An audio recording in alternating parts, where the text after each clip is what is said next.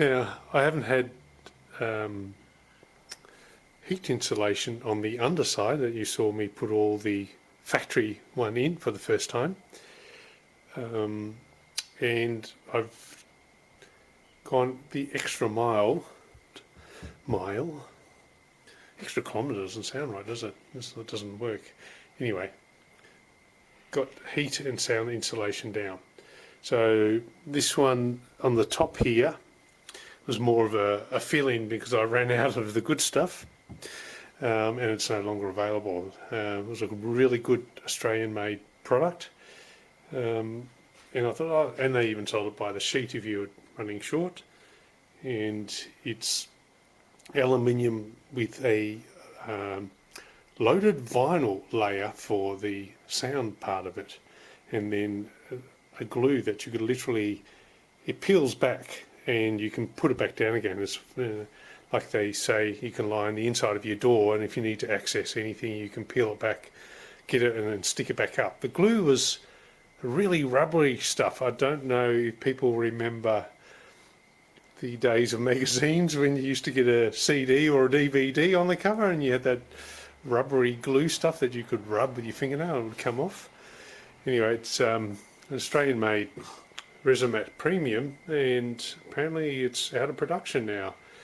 And it was made in my state and everything too, which is a real shame. It's really good stuff. This is it here. It's extremely, it's thick and weighs quite a bit. So I didn't intend to put any more than on the floor anyway. It's like lead flashing, if any of the old guys know what that's like to work, which I have done as well. Then the top, I just went to the local Bunnings store, which is like a Home Depot, and just used this because I was thinking of the lead flashing, and using this as a butyl rubber. But it's nowhere near as thick as that. But it's good. Is it as good? Absolutely not. Is it better than nothing? I think so. Absolutely. It's a good heat shield. They use it for weatherproofing and all that sort of stuff, and for sealing pipes and all that sort of thing. And I just got it in 75mm, or the old 3-inch, but it came in a 50, 100, 200, 300 by the roll. So you could do the whole roof and everything with it if you wanted to. Now, the rear wall and the whole roof was done with a product from Clark Rubber, which is used for lining trucks, trailers, caravans, canopies, etc. And it's called Form Shield. I got the stuff that comes on a big roll. You just buy it by the metre, how many metres you want. I used 3.5 metres, probably could have used 4, because this is literally all I have left. I was doing bit of jigsaw puzzling in the end just to, why not, I've got it, so I made it. So this is a heat and sound, so it's 10mm thick, it's got an adhesive backing, and it's got a foil front on it. So, and this is all that I've got left of the Resomat. They were just the cutouts out of some of the holes in the firewall, that sort of thing. So yeah, the next stage, this is where all the Form Shield, so not foam shield, Form Shield, and it's full vibration. It's also a damp, you can use it as a damp course. It is also chemical resistant, mold inhibitors in it, and all that sort of stuff. So it's pretty good stuff, and I was demonstrating it to my wife when we put in the first sheet from one side to the other, and you tap on, I was tapping on one side and then you tap on the other side, and it was completely different. The same with all the rear wall panels. So I've even doubled it up in a few places where the exhaust runs underneath the floor, exactly that spot. So I had just enough room. If you're wondering why there's a groove here, there's the harness from outside, from the chassis, comes in through here and then branches through these. I've got this as removable plates and then feeds into sensors and into the console and the rest. And also there's a harness that comes back this way and connects into here and then goes up into the ceiling. So there's enough room for this to go through. That's a smaller harness. This was a really big one. So you can see some of it here. So there's a big thick one that's got to go through.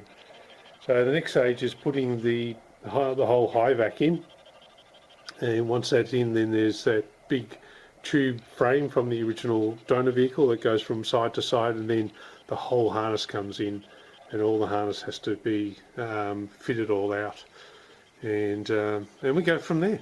So and then so this will still have, there's a factory pad that goes across the top here for noise insulation. The factory firewall pad has still got to go on the inside. All that goes back in. There's sound matting to go on the floor. It's all this light felt type stuff. That's all automotive stuff. That's still got to go down, and a carpet underlay. So there's still plenty of sound insulation. I had that under the carpet before. I just didn't have the heat layer before. So what you're looking at now I've never had, and the rest is all multiple layers. And yeah, so it should make for a nice quiet ride with the all the new underfloor heat and sound insulation, and then on the inside. So I hope to bring it up into the same sort of 2008 that the donor was, in that sort of noise levels, and I don't think I can quite get there because of aerodynamics and the way the seals work indoors nowadays compared to what I've got there. I'm using more modern seals, but you know, there will always definitely be differences. But anyway, thought I'd keep you up to date before I keep going with it. Alright, some progress. Wipers are connected, along with the pivots and the squirters outside. The AC unit, that goes in first, and then this whole bar work, which is part of the unibody strengthening from the Grand Cherokee donor. And I actually have got all the original mounts inside here, and it all bolts up and to the B pillars and everything. So it works to strengthen this body as well, to stop what is called scuttle shake. And steering columns in, brake pedals in, brake booster. Apart from connecting to the front calipers, the braking system is complete. ABS is in, etc. Running from one side to the other. The only port not being used is the one that goes down to the front, because I don't want it in the way when I'm putting my front guards or fenders on later. So all this is just for the cab, not including what is already in there. One thing about using donor wiring, you run into trouble only when you cannot use the donor components. This is run on a CAN bus system, so they've got what's called, and here's an example, a bit hard to see anyway, you've got twisted pairs. So you can actually see a twisted pair, there's another twisted pair, there's another twisted pair. It's part of the CAN bus, so it's like a network on your computer. It sends multiple signals down there to and from the different components. There's 27 modules in total, most of which are all still being used, and they talk back and forth to the body computer, which is in the back of the instrument panel. So if you're going to use the donor wiring, you need to use everything. I ran into trouble trying to overcome the front windows, which the motors and everything, it's built into it. It's the same with this wiper motor. This is off a Lucas system, brand new, from normally for a Mini, Triumph, Rover, etc. And I couldn't get the CAN bus system to work with the electric motor that came with this, so I adapted the electric wiper motor from the donor, and then it all works perfect with your intermittent and your different speeds and etc. So that's where you run into your trouble, is when you cannot use the component because it physically doesn't fit. That's the problem I ran in with electric windows. I couldn't, and the door locks, that sort of thing, where the door's too thin to fit these bigger components in. So anyway, so that's the wiring for just inside the cab and the two doors. So that's my next task, to put all that in before I can then start putting more components back into it. But all the ventilation system, as in this is a defrost duct for the side windows, as in there's a little duct that blows onto off the top of the dash, blows onto the side windows, and that's just your normal conventional one that comes out the front here. There's your defrost for your windscreen, all that's already in place. All the cabin ones are still got to go in. I've left them off until the wiring's in, because otherwise it gets in the way. So let's hope I took enough pictures of how I routed everything. You can see everything's still labelled or numbered to let me know where they go, and it can look overwhelming, but generally when you lay it out, you get one thing connected, you see what can this else plug into nearby, and go from there. Right, wish me luck. Well, all the wires are in place. Now you can see why I left the insulation out that, so by the time the wall goes on, it now sits in that groove. This is also fire rated under the building code, and also 100% moisture resistant, unlike some that can take moisture up. This particular insulation says it's waterproof and also fire rated under the building code. So you can see all the wiring is in place, everything's not plugged in. This, for instance, is the amplifier. That's the factory one that used to be all the way in the rearmost pillar near the hatch, and of course I moved the wiring all the way up to the front here instead of that. And things like this is the airbag module, this is the yaw sensor, which controls the handling as well as roll mitigation and things like that. So it's amount of roll, pitch and roll that the vehicle has. This thing here is for the transfer case control module, and the other ones there are for the that's where all the wires come together from every single parking sensor, because I've got front and rear parking sensor, a total of 10 of them. So yeah, so things are coming together quite nicely. Also something I just got from the UK. Instead of the aluminium one, I've got this very cool brass. It's acid etched and polished, and I've got my chassis number in there. So that was a bit of a task having that in, and still it's not perfect, but the factory ones never were either. So yeah, I think that looks much better than the aluminium. So I've got a brand new aluminium one as well that I haven't stamped yet, so I'll probably sell that one. So yeah, coming along. I'm happy about the progress. No scratching of or marking of the paint anywhere yet. Hopefully that stays true. So onwards with the build. I'm just taking my time, enjoying myself. It's coming into winter. We're in the middle of autumn at the moment, or start of autumn. So there's no more events on. So why rush it? And also, I want to see if I can put the paint protection film in. It takes 2 to 3 months after painting before you can add that, and it'd be make much more sense not to drive it any sort of long distances before that is on for the stone protection. All right, guys.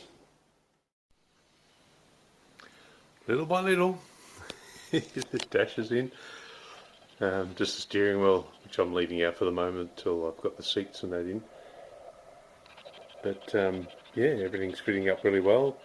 I've got from the painters as well all the trim. So what I've done, this is semi-gloss black. I found the satin was a little bit too matte, and I wanted something that was just a little bit above, so semi-gloss it is. And you can see up in the corner trims as well, they're all done and in. Alright, just thought I'd show how the rear vents came up. So I've got some filter foam behind it. It's 3/4 of an inch thick, and it's normally used for filtering aquarium water, believe it or not. But I wanted not to be able to see the vents through it, and also it will help with sound dampening as well as any dust coming from the outside in, even though the flaps on the outside should stop that completely. But it's only the seats and steering wheel to go in, and I think that's the interior completely finished. So, not bad. Also started putting the front together. Awesome. This is coming along leaps and bounds. Check these covers out. I am racked at the way that they've done these. I asked them to do it in the traditional Hemi silver and to do the lettering, and I've done these covers in the same black as what's used on the interior trim and the inner guards, and it's all coming together beautifully, absolutely beautifully. Well, the front's coming along just nicely. New re-chrome bumper. I had welded up the holes that were for the old license plate before I moved it into the centre. Remember, it used to sit over the side, and then I moved it to the centre once I got the slimline plates, and it could fit there and it wasn't too obtrusive. But also there was some damage to the top of it in before it got out of the workshop over a year ago, well, 2 years ago now, for the first time. Something during the night, actually, because it was facing the other way, one of those pieces laying straight edges up against the wall somehow fell over and landed clean on it. And I tried to polish it out and went through the chrome into the nickel. So it was never as good as it was from the day I picked it up. So they actually put some real effort into this time. They even polished the back of it. Look at that. A bit hard to see in this light, but I asked them to, they have got some way of aligning the electrodes and everything. They can direct chrome onto the back, because normally you find the back of these things not properly chromed. It's to do with the electron flow. So yeah, it's coming along. I'm just about finished, apart from the doors, which is I'm leaving last to the list, and the bonnet when it's weekend tomorrow. So when my wife can spare me, I'm not going to risk putting that on the car by myself. There's no way. I used to do it. It was hard enough when it was unpainted, but now there's no way I'm going to take that risk. So I've done everything damage free of paint, and I want to keep it that way. Alright, here we go.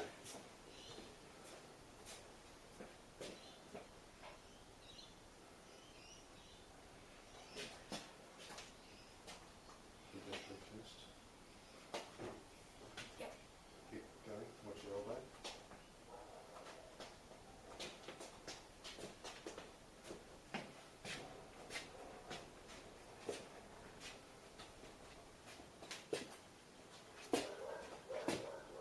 Don't forget to look at the headlights as well. There is rubber on the inside, so that protects it.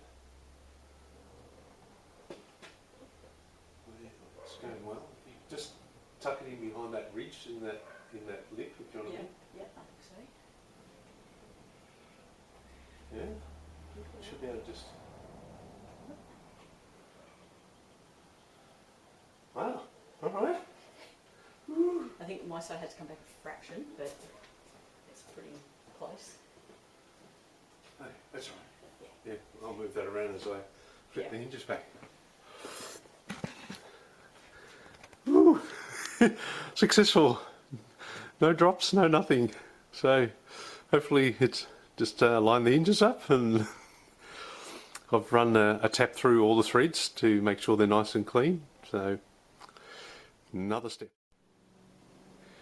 Well, there you go. Bonnet's on. It all bolted straight in. The hinges, I made the holes fixed on the bonnet itself, but on the cowl the other half of the hinge. Because don't forget, these are off a FJ40 Land Cruiser.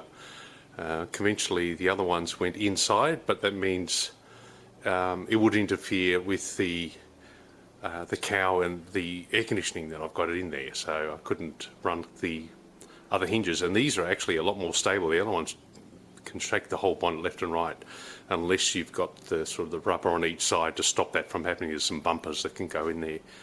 And then I waited the next morning to get some decent light because it was the end of the day and the sun shines out and it's midday. So just coming back from a bike ride, so I thought I'd just quickly show what it looks like. Yeah, so everything bolted up. As I said, there's a plate that slides around, a nut plate, a single one that captures all three of the bolts, and so I can this side can be moved around. It's sitting on a rubber gasket. So I got a stainless steel hinge kit for a Land Cruiser, which included the rubber gaskets and the stainless steel bolts, which I've just given a quick polish. Most of it, the fasteners I will use that are not on the outside, I won't polish. Like inside the tray and everything, I'll just leave them standard stainless, shine whatever they come with, but everything else I've basically polished up. So yeah, it's coming together. I'm really pleased. Can't wait to see it down on the ground, but there's no point putting the wheels back on because I'm going to do a full bleed of all the brakes and everything. I'll probably put a battery in, and then because it's got an ABS pump, I'll get into the computer program. I've got all that does a special sequence on the pump electronically. It runs through all the pistons inside and bleeds all the air out. Otherwise you can never bleed these things unless you can sometimes do several panic stops to try and force all the ABS pistons sort of to work, or whatever controls that solenoid there, to force air out of it that way. But I've got a little program that with all the other programming I do on this, I can just push a button and it goes through this whole sequence and bleeds the pump. You still got to do it conventionally at each wheel, starting at the furthest from the master cylinder and work your way forward to the shortest line to the ABS pump actually. So yeah, there you go. It's coming together. You can really see the gold shining through. So it'd be interesting to see when the door comes on, and then you've got all those ribs, just like you have on the louvers here, and you can see the light hits it and changes colour. So I'm hoping that it'll break the green up without the need for any pinstriping or anything like that. But if it needs like a nice gold pinstripe along the side there or something like that, who knows? I'll see what it needs. It's easy to add those later. I didn't want to do anything about that until I'd seen it all together. The wheels are on, it's on the ground, it's outside in the sunshine, not cooped up in a workshop, and then I can decide after that. But yeah, it's coming along. It's I'm really pleased with the way it's looking, and yeah, it's got that nice richness to the paint, nice depth, looks custom without being over the top. Yeah, can't wait. It's coming along nicely. So until the next update. All right, it's back together for everything apart from the doors, which I'm about to start on. So even the brakes have been bled. I've still got to do the electronic bleeding of the ABS pump, but I haven't got the battery yet. I'll do that shortly with my wife. Technically, once the battery's in, I could start it. Oh, that's scary. It's it's been 12 months since it's been run, so, and back together. I started stripping this Queen's birthday weekend, Australia Queen's birthday weekend last year. Went to an event on the on that weekend, and then started stripping the very next day. So it just shows you how far we've come. So yeah, it's good to see it all back together again. The only other change I've made is that rather than having the flat-faced hellers in there, I've got now these curved ones. So anyway, I thought I'd go with the more old-fashioned sealed BEM looking one. I've still got LED special globes in there for this setup, just to match this, and also what was in there originally when it was a sealed beam. So rather than just having the flat face hellers. I will see what the performance of these are like. If they're not good enough, then I'll go back to the hellers. It's as simple as that. I won't compromise safety. Not that I drive at night very often at all, even in my daily driver. I just don't do night trips. It's just have no need for it.